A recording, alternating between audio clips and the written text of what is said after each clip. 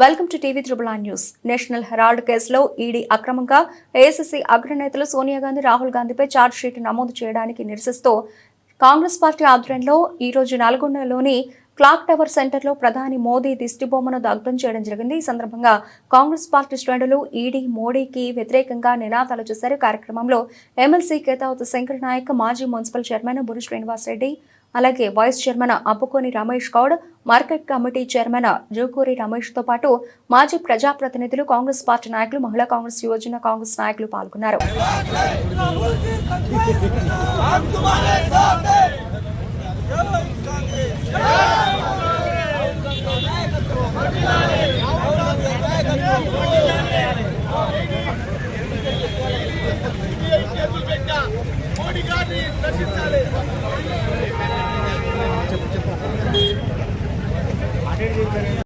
सोनिया गांधी का नायकत्व, जय Congress, BJP, BJP, Modi, Modi, जय Congress, ED, ED, ED, Rahul Gandhi మీద పెట్టిన కేసులు, రాహుల్ గాంధీ మీద పెట్టిన కేసులు, అక్రమ కేసులు పెట్టిన కేసులు, రాహుల్ గాంధీ మీద పెట్టిన కేసులు, సోనియా గాంధీ మీద పెట్టిన కేసులు,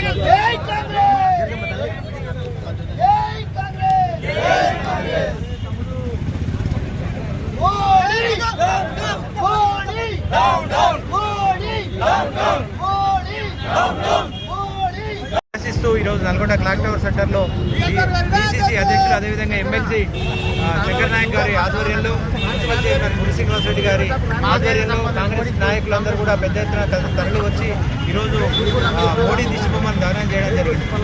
మీరు ప్రతిపక్ష నాయకుల మీద ఈడీ కేసులు పెట్టడం కాదు, ఎవరైతే దేశాన్ని దోచుకొని విదేశాల్లో ఉన్నారో వాళ్ళందరినీ రప్పించి పేద ప్రజలకు న్యాయం చేయాల్సిందిగా ఈ సందర్భంగా మోడీ గారిని ఇంతకు పలుకుతా ఉన్నాం. ఎందుకంటే మీరు చేయాల్సింది లోకల్లో ఉన్న మీ ప్రతిపక్ష నాయకుల మీద దాడి కాదు, విదేశాల్లో దేశ ప్రజల సొమ్ము దోసుకుపోయిన నాయకులందరినీ గుంజుకొచ్చి ఈరోజు మీరు ఇస్తా అన్న మాట ప్రకారం 15 లక్షల రూపాయలు ప్రతి ఒక్క పౌరుడి అకౌంట్లో ఇస్తా అని చెప్పేసి మాట ఏదైతే ఇచ్చిండ్రో 15 ఏళ్ల కింద ఆ మాటను నెరవేర్చుకోవాలి ఫస్ట్. అట్లా చేసినట్టయితేనే దేశ ప్రజలందరూ కూడా సంతోషంగా ఉంటారు తప్పితే దేవుళ్ళు దయ్యాలని చెప్పి వేదాలు వల్లించడం వల్ల ఎట్లాంటి ప్రయోజనం ఉండదు. అందరినీ సమానంగా, ఎందుకంటే భారతదేశం అంటేనే అన్ని కులాలు, అన్ని మతాలకు సంబంధించి, అన్ని ప్రాంతాలకు సంబంధించినటువంటి ఐక్యతతో కలిసిన భారతదేశం. ఇట్లాంటి భారతదేశంలో మతాలతోటి పిచ్చులు పెట్టి, ఈడీలతోటి భయపెట్టి ఇంకా రాజ్యం వేలాలని చూస్తున్న మోడీ గారు ఇకనైనా తమ పద్ధతిని మార్చుకొని పేద, బడుగు, బలహీన వర్గాల గురించి ఆలోచించాలని చెప్పేసి ఈ సందర్భంగా తెలియజేస్తారు.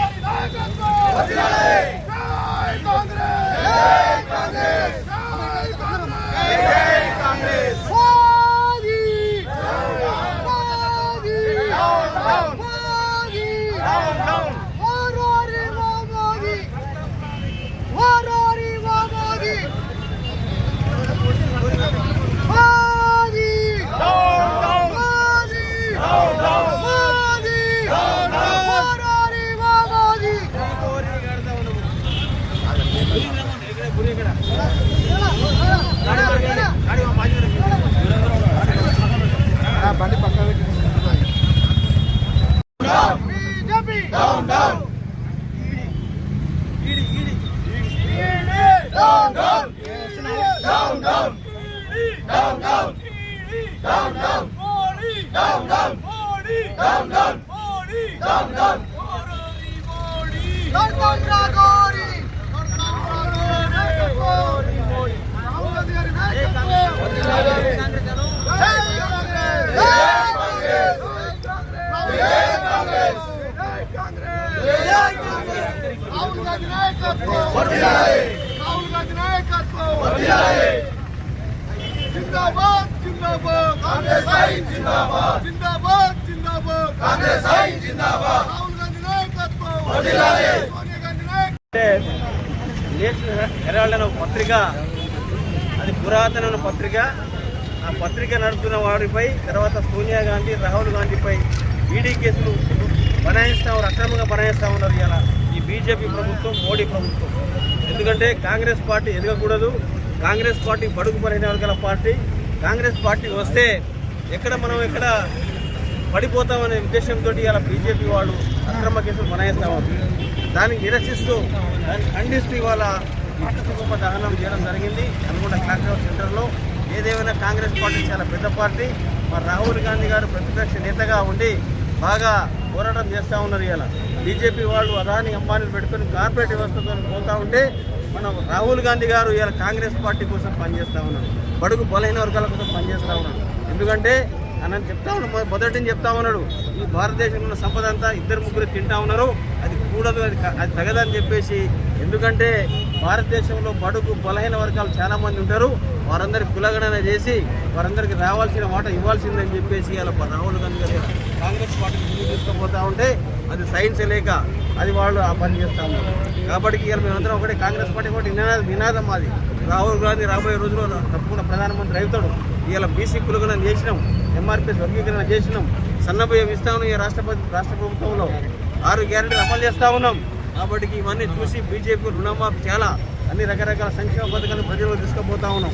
మొన్న సీఎంపీ మీటింగ్లో ప్రతి కార్యకర్త, కాంగ్రెస్ కార్యకర్త ప్రతి గ్రామం పోయి మా సంక్షేమ పథకాలు ప్రభుత్వం చేసిన మొత్తం స్కీమ్స్ అయితే ఉన్నాయో ప్రజల ముందు తీసుకుపోవాలని చెప్తా ఉన్నాం. అదేవిధంగా మీనాక్షి నటరాజన్ గారు జై బాబు, జై భీమ్, జై శ్రీకృష్ణ ద్వారా, జై సంవిధానం ద్వారా రాజ్యాంగాన్ని పరిరక్షించాలని చెప్పేసి ఇలా ప్రతి గ్రామంలో పాదయాత్ర చేయాల్సిన అవసరం ఉన్నది. కాబట్టి ఇలా కాంగ్రెస్ పార్టీ శ్రేణులంతా సమాయత్తమైనారు. కాంగ్రెస్ పార్టీ ఇక్కడ మళ్ళీ రాబోయే రోజుల్లో మన 5 ఏళ్ళు అదే ఉంటుంది ప్రభుత్వం ఇక్కడ. రేపు రాబోయే రోజుల్లో బీజేపీ ప్రభుత్వం పడిపోతుంది. మోడీకి తగిన బుద్ధి చెప్తారు, అమిత్ షాకి తగిన బుద్ధి చెప్తారు. కాబట్టి రాబోయే రోజుల్లో రాహుల్ గాంధీ గారు ప్రధానమంత్రి అవుతారని చెప్పి ఆశిస్తూ నేను ముగిస్తాను. జై హింద్, జై కాంగ్రెస్. రమేష్.